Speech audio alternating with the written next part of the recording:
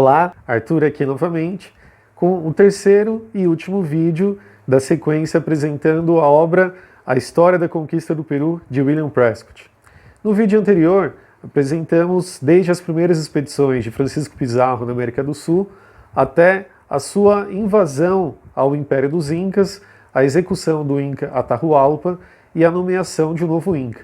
No vídeo de hoje, veremos as contradições, as disputas internas que são geradas na América do Sul após a derrubada do Império Inca e o processo de consolidação dessa dominação, dessa invasão. É o que veremos após a vinheta.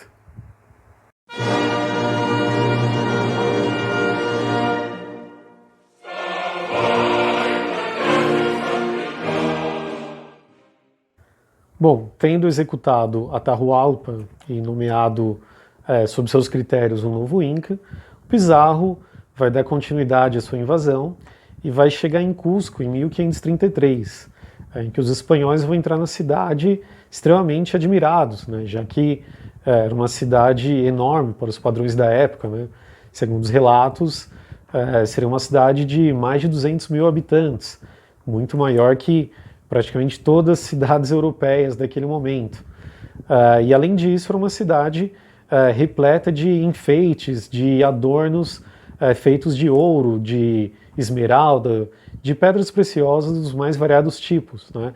Claro que isso vai alimentar ainda mais a gana, a sede de ouro dos espanhóis, que vai fazer com que a ocupação de Cusco seja extremamente sangrenta, com os espanhóis entrando na cidade, invadindo cada casa, cada construção que eles encontravam, buscando qualquer vestígio de ouro, de pedras preciosas, e para isso matando idosos, mulheres, crianças, enfim, uma ocupação de fato sem piedade, né? E vai citar o Prescott a libertinagem que vai imperar entre os soldados espanhóis na noite pós-conquista de Cusco, né? Ele vai citar o caso de vários soldados que encontram verdadeiras fortunas na cidade, mas que ali,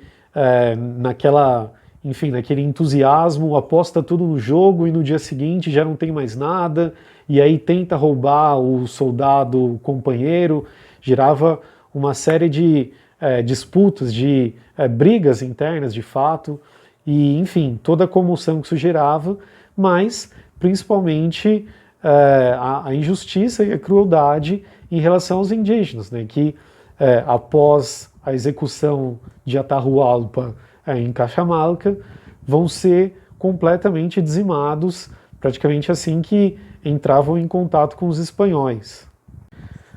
Concomitantemente, o Pizarro ele vai enviando comandantes de suas tropas para ocupar outras regiões importantes ali do Peru, do Império dos Incas, principalmente a região de Quito, em que o comandante Benalcázar vai liderar a ocupação daquela região, acabando com e dominando as grandes e principais cidades e regiões do Império Inca.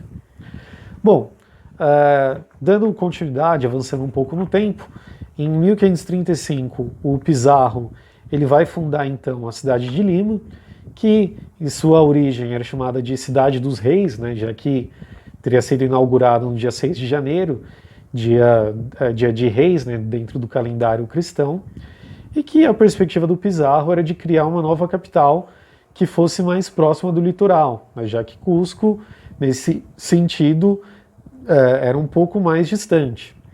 E logo em seguida, né, momentos depois que Pizarro se estabelece ali em Lima, vai acontecer uma nova desavença com Almagro, né, uma nova rusga ali com seu antigo companheiro, já que consolidada ali a invasão às terras dos Incas, né, vários comandantes já tinham recebido ali jurisdições, as suas sesmarias, né, os territórios da quais eles teriam posse.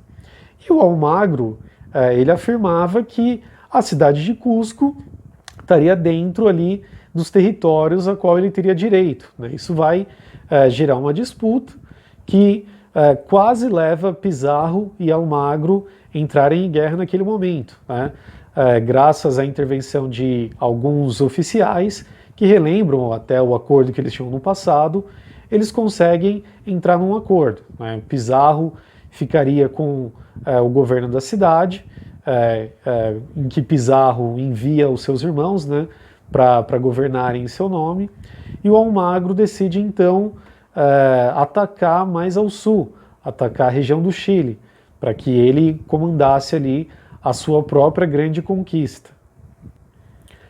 Quando os incas percebem que o Almagro parte em direção ao Chile, ou seja, ele sai da cidade com boa parte dos soldados, com boa parte do exército, os incas percebem que era uma oportunidade de ação.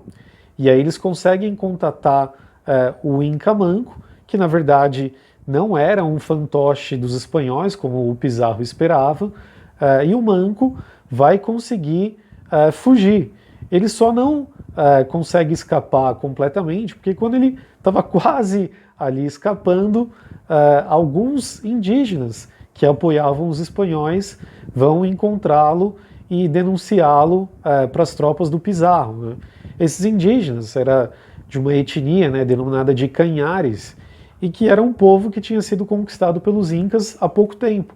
Então, eles ainda tinham uma desavença em relação aos próprios Incas, né? Por isso que eles mesmos vão denunciar e vão ajudar a conter a fuga do Manco.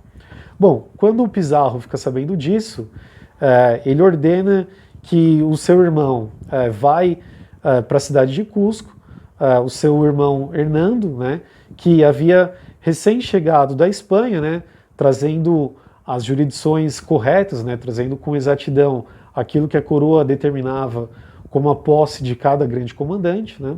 Mas o Pizarro manda então Hernando a Cusco governar, exercer o governo em seu nome. Bom, chegando em Cusco, o Hernando ele libera o Manco, né, achando que ele não representaria grande ameaça, e aí o Manco consegue fugir até os Andes, e lá ele organiza um grande ataque, em que ele vai atacar e vai iniciar um cerco, vai iniciar um sítio à cidade de Cusco, né? Esse sítio que começa ali em fevereiro de 1536. Esse cerco vai durar vários meses, com inúmeras batalhas, né?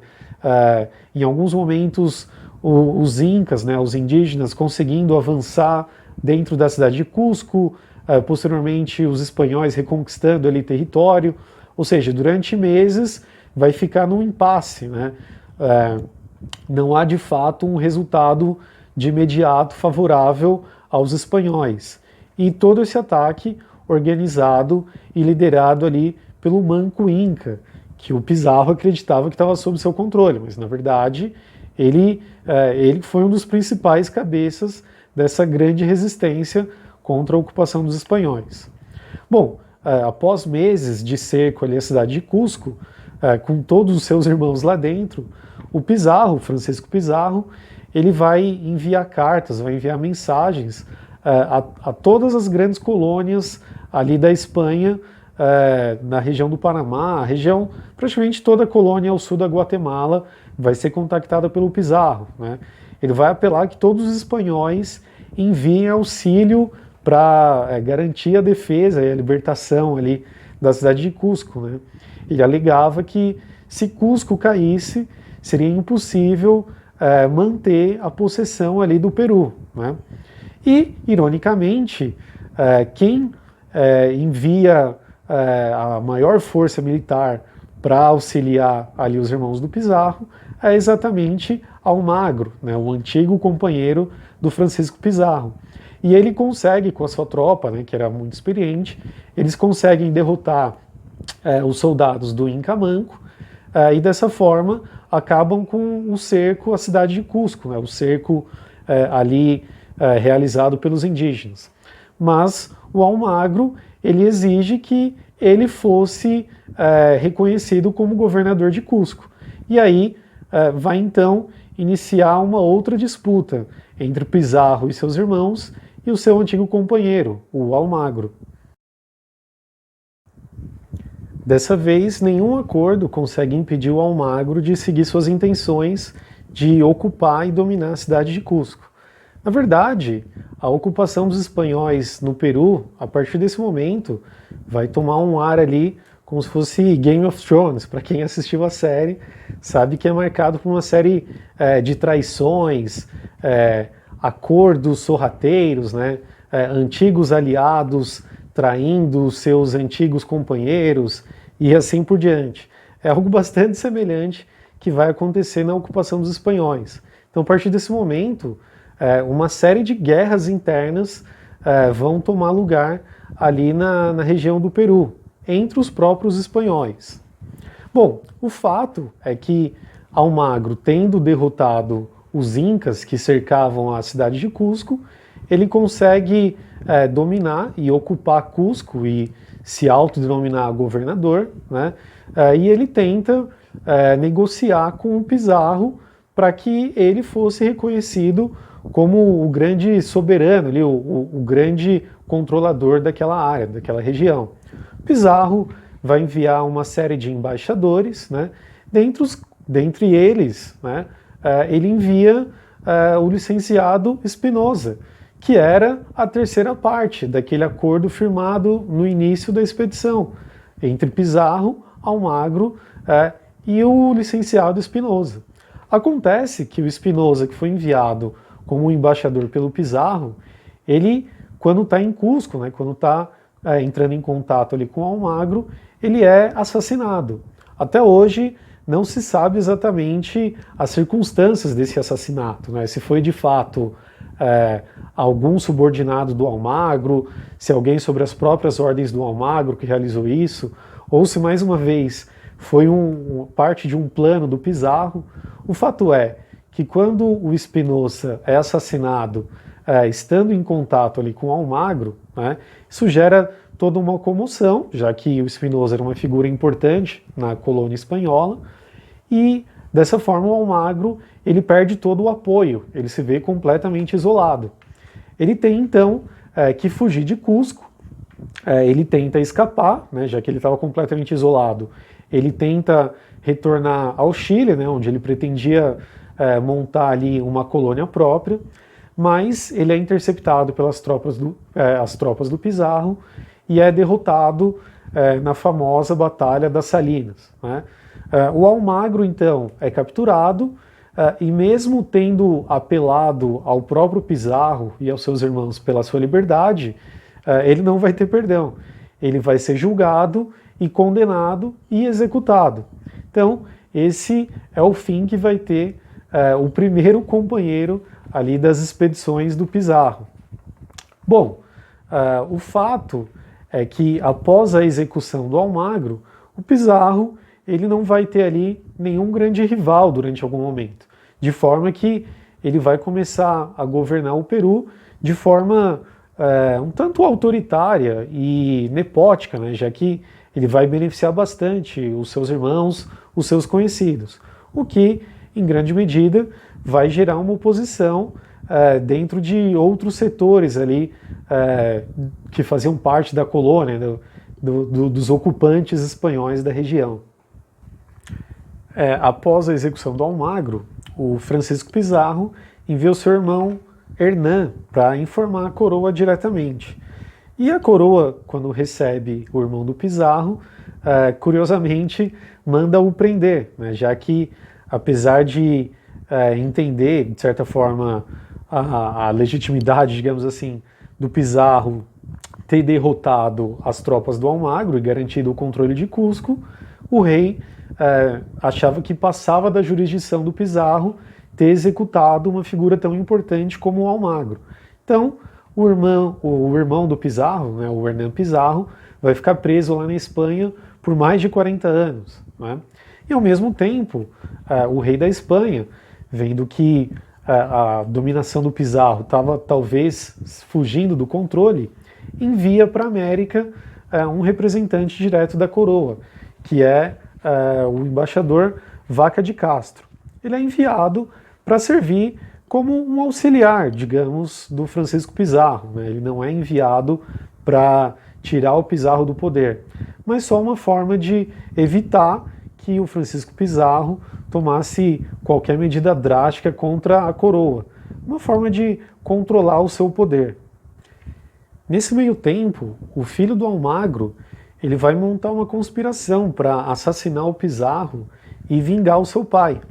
Mas na verdade, ele vai ser apoiado por vários antigos companheiros, antigos soldados do seu pai, do comandante Almagro, já que depois da disputa entre Pizarro e Almagro, depois que esse foi executado, como punição, o Pizarro tirou o direito de propriedade de todos esses antigos soldados e companheiros do Almagro.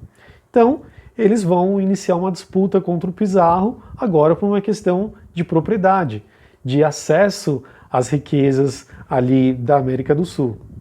Bom, com esse apoio, o Almagro Filho, então, vai conseguir montar uma emboscada contra o Pizarro no momento que ele é pego desprevenido, né?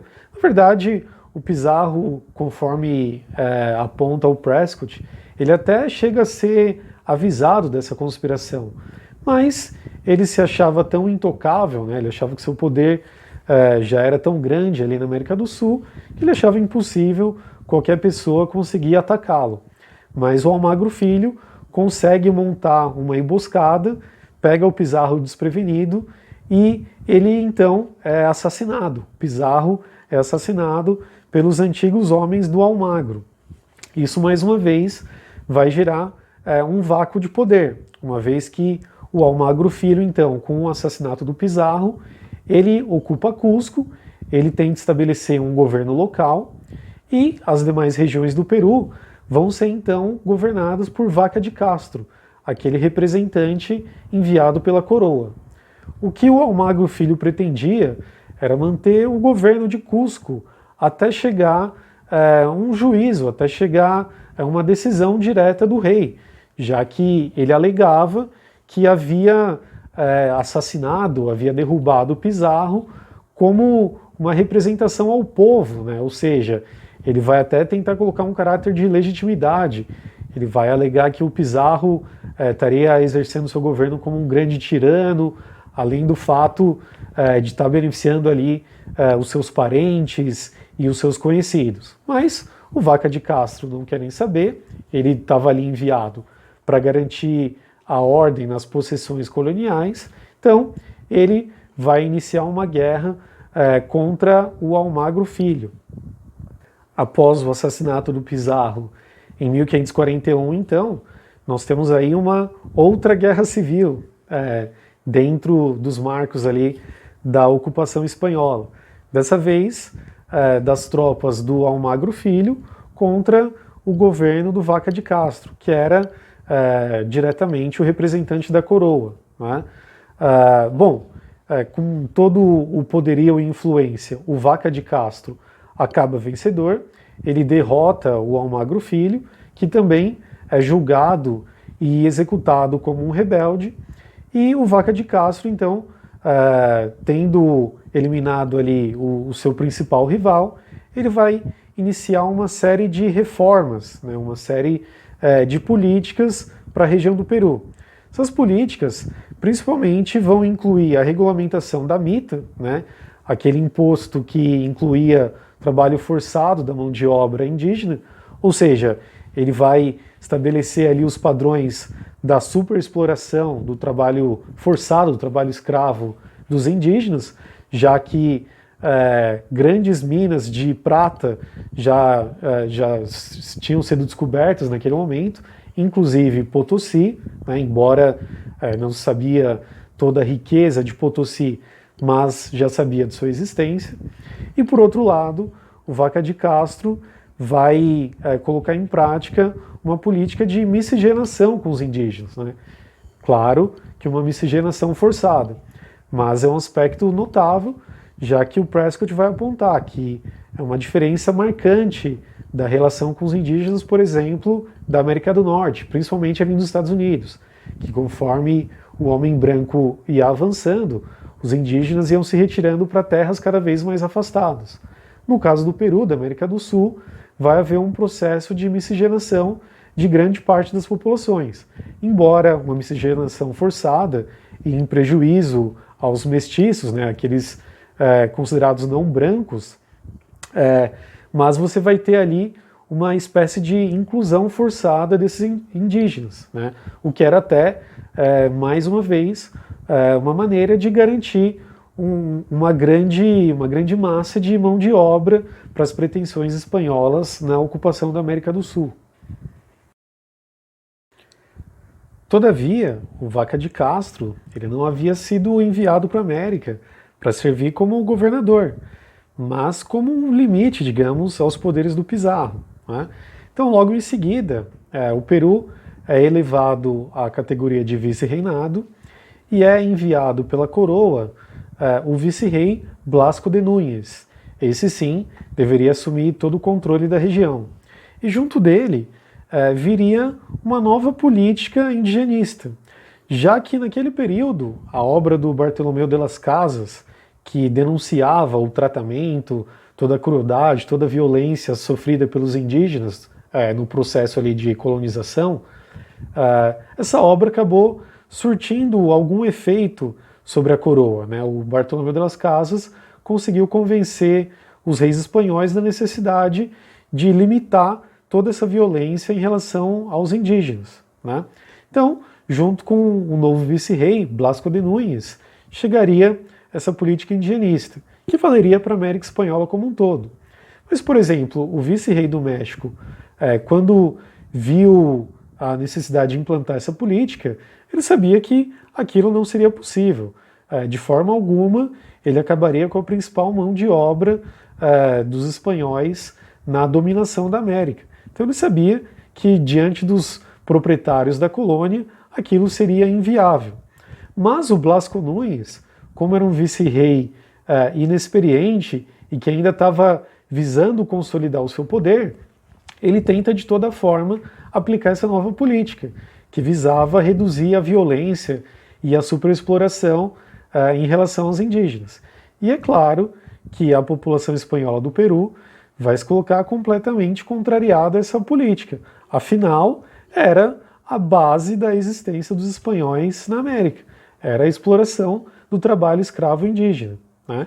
Então, quando esse vice-rei Blasco de Núñez chega com essa nova política, de imediato ele já vai desencadear toda uma revolta dos colonos espanhóis, que vão se aliar então, vão se juntar e vão meio que nomear o irmão do Pizarro, o Gonzalo Pizarro, como o líder dessa revolta, né?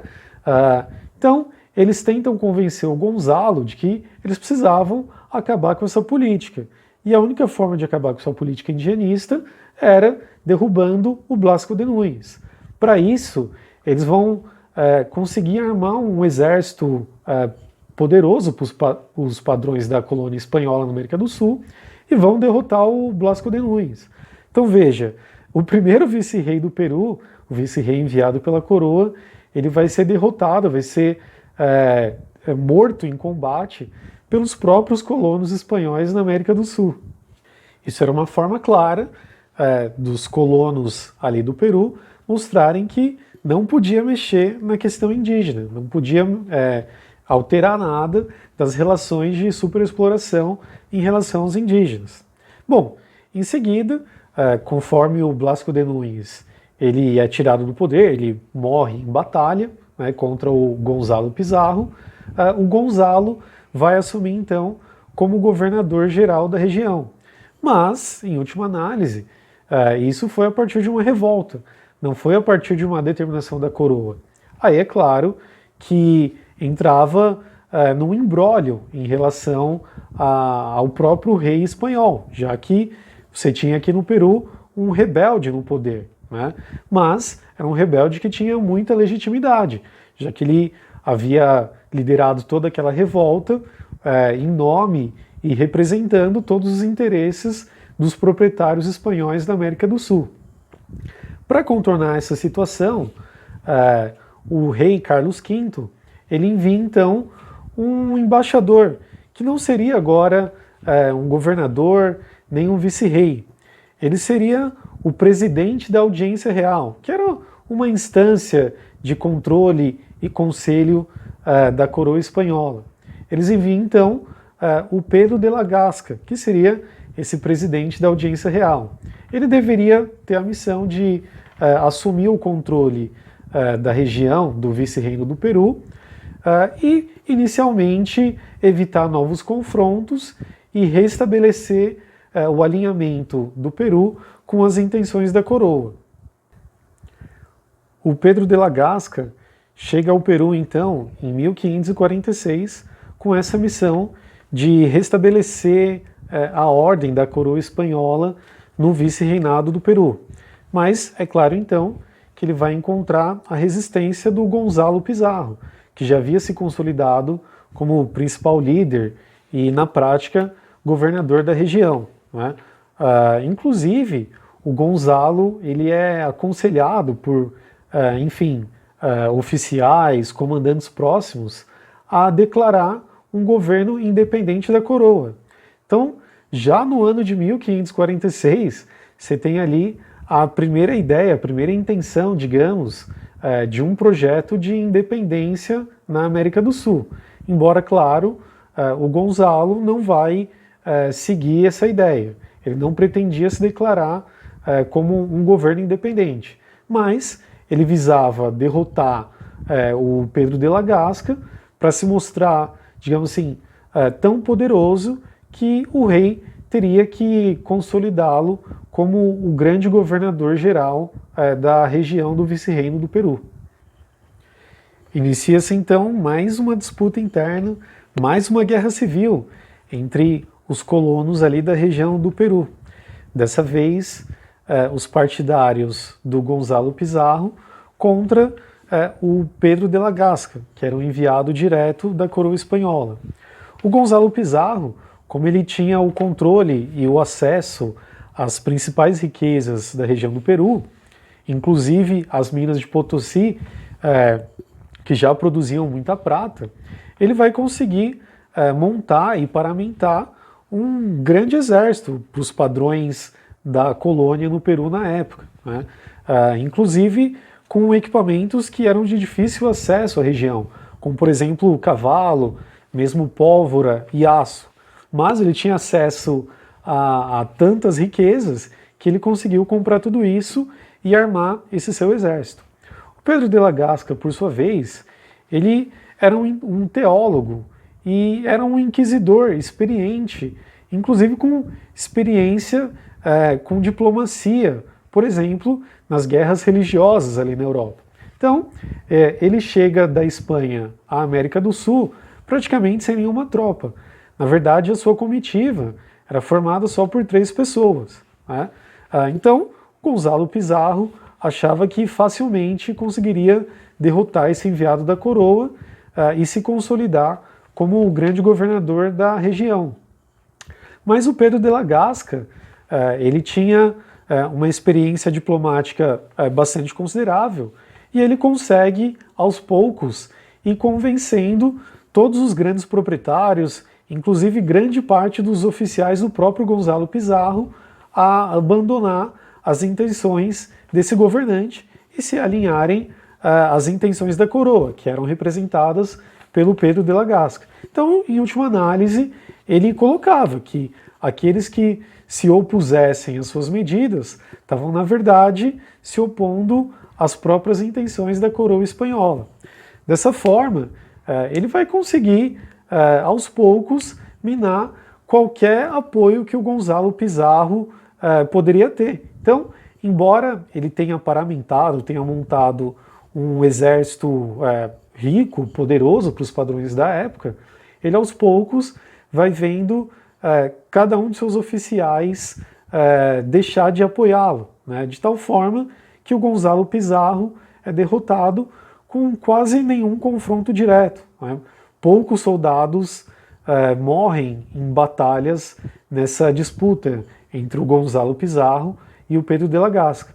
Tamanha era a experiência e a forma com que o Pedro de la Gasca conseguiu conduzir a situação somente por meio da diplomacia.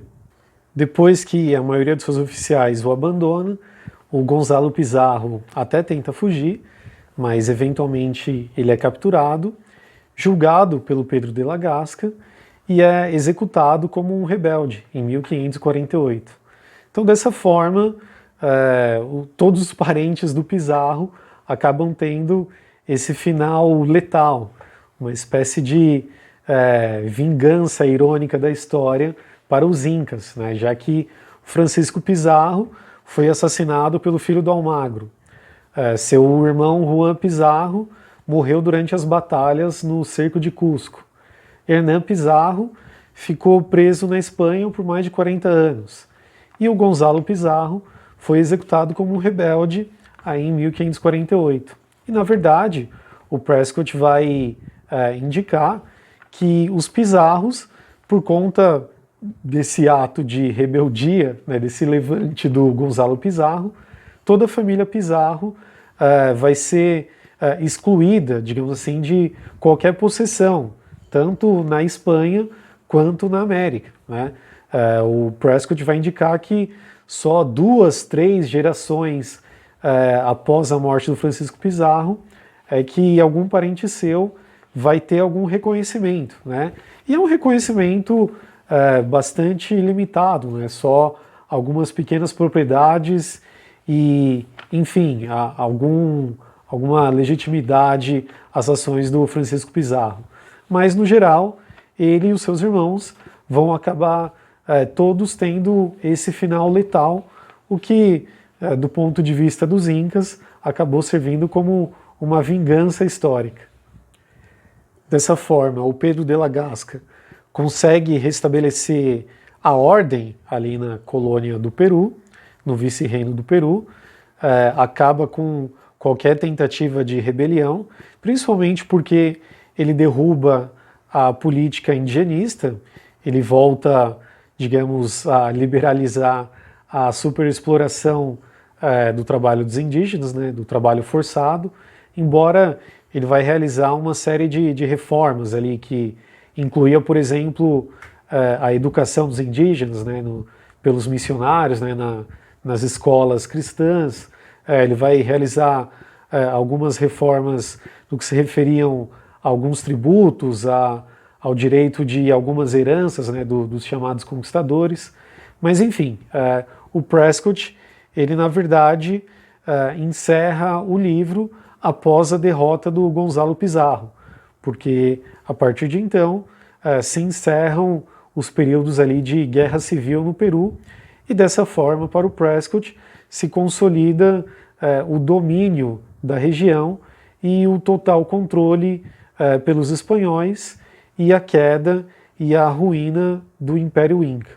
Então, dessa forma, o William Prescott ele encerra o seu livro, né, embora, como já dito antes, ele deixa anexo uma série de documentos, uma série de fontes primárias que aprofundam ainda mais as suas apresentações, mas, em termos de narrativa, para o Prescott, a assim chamada conquista do Peru se consolida quando o Pedro de la Gasca consegue derrotar as tropas do Gonzalo Pizarro e, dessa forma, estabelecer a ordem da coroa espanhola na América do Sul.